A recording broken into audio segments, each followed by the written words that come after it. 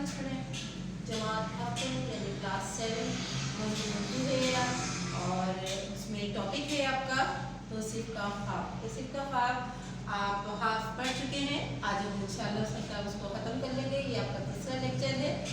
तो तौसीफ के ख्वाब में सबसे मैं मरकज़ी ख्याल इसको यह बताऊँ कि ये है कि अल्लाह ताला के आगे आप कितनी ही मस्जिदें बनवा दें, नेक काम कर लें दूसरे और, लेकिन जब तक खल्क़ खुदा की यानी कि आप बंदों के हुकूक बंदों की खिदमत नहीं करेंगे, अल्लाह ताला आपसे राज़ी उस वक्त तक नहीं होगा। और यही उसने इस तौसीफ के ख्वाब में हमारे मुसन्निफ़ ने बताना चाहा है। देखते हैं हम बुक में, आई बुक देखते हैं जी। सफ़र नंबर 19 देखिए, क्योंकि सफ़र नंबर 17 और 18 हम पढ़ चुके हैं। सफ़र नंबर 19 पर हमने पढ़ा था कि औरत का ख्याल आया जिसका बच्चा 40 रुपये के वास्ते उससे बिछड़ा हुआ था। यहाँ तक हमने पढ़ा था। अब आगे पढ़ेंगे हम। दिन के 3 बजे थे कि औरत अपने बच्चे की याद में अपनी झोपड़ी में खामोश बैठी आंसू बहा रही थी। तौसीफ उसके पास पहुंची और कहा, चलो मैं ज़मींदार का रुपया दूँ और तुम अपना बच्चा ले आओ। औरत पर एक शादी मर की कैफियत तारी हो गई। वो उछल पड़ी और हाथ जोड़कर कहने लगी कि आप मेरा बच्चा बिछड़ा हुआ कलीम मुझसे मिलवा देंगी। तौसीफ, क्या तुम्हारे बच्चे का नाम भी कलीम है? औरत, जी हाँ। तौसीफ, हाँ चलो मेरे साथ चलो।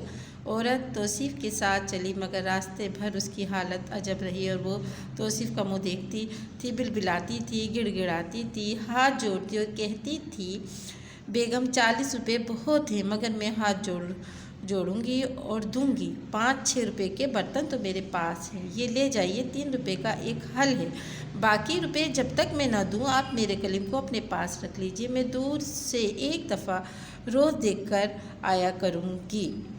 अगले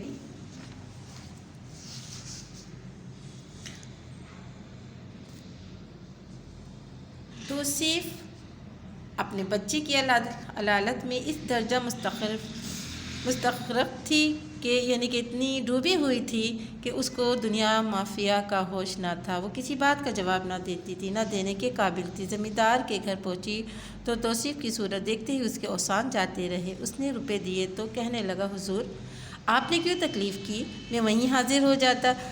अब एक अजब मंजर था। ज़मींदार ने कलीम को आवाज़ दी और माँ का दिल जो बच्चे की जुदाई में तड़प रहा था मछली की तरह लौटने लगा। वो कभी दरवाजे को देखती और कभी तौसीफ को। इसके हाथ तौसीफ की तरफ जुड़े हुए थे और ज़बान से सिर्फ इतना कह रही थी, बेगम तेरी ममता ठंडी रहे।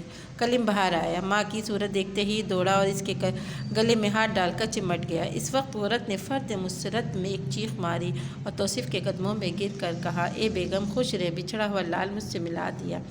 तौसीफ का दिल अपने कलीम में पड़ा हुआ था। भाग आई तो डॉक्टर के ये अल्फाज के कान में पहुँचे, अगर बुखार उतर गया तो खैर, वरना फिर हालत बहुत ख़तरनाक होगी।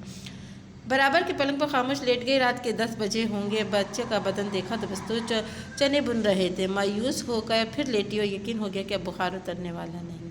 12 बजे के करीब बुखार और तेज़ हुआ और तौसीफ अब कतई मायूस हो गई। इन्हीं ख्यालात में गलदा और बेचा लेटी हुई थी कि आँख लग गई। देखती क्या है कि एक शख्स सामने खड़ा कह रहा है, तौसीफ खुदा का असली घर तो बिछड़े हुए कलीम की माँ का दिल था। तूने इसकी ममता की मदद की, तेरा